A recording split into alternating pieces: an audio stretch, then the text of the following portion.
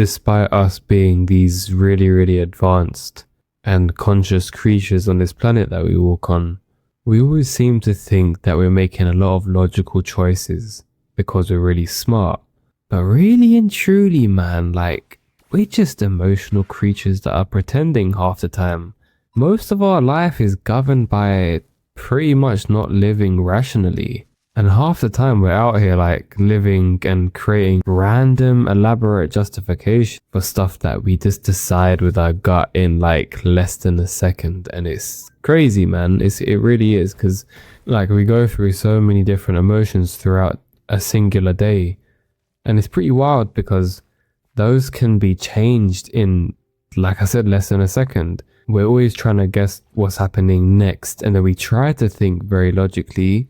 We try to be these prediction machines, but we really just suck at predictions. Like, I'll give you an example, right? Everyone always says every single day, for example, the stock market is going to crash.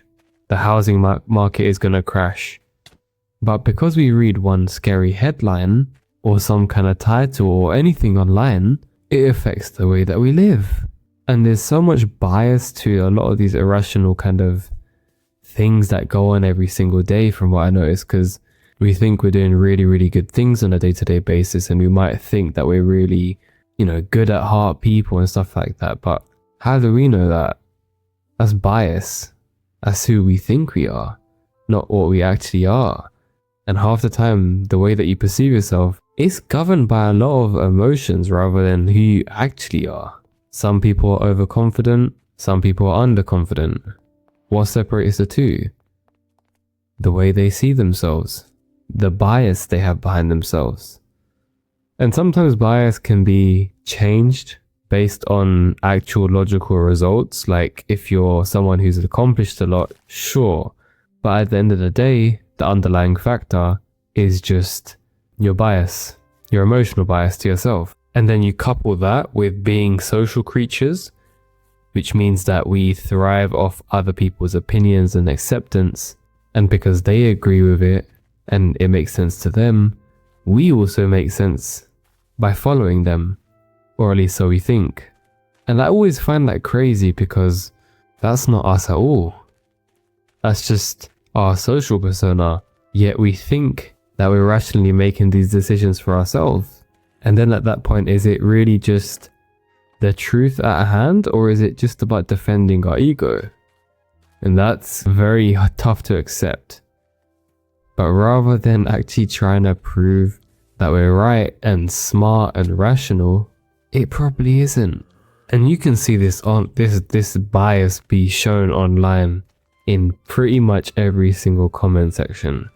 Any kind of debate video, any kind of video that promotes positivity or whatever it is, you're always going to get people that are constantly arguing, and it just doesn't make sense. Honestly, sometimes it makes me question, should I even be using the internet? Because seeing some of this stuff, it's just like, why are people so ignorant? But I digress.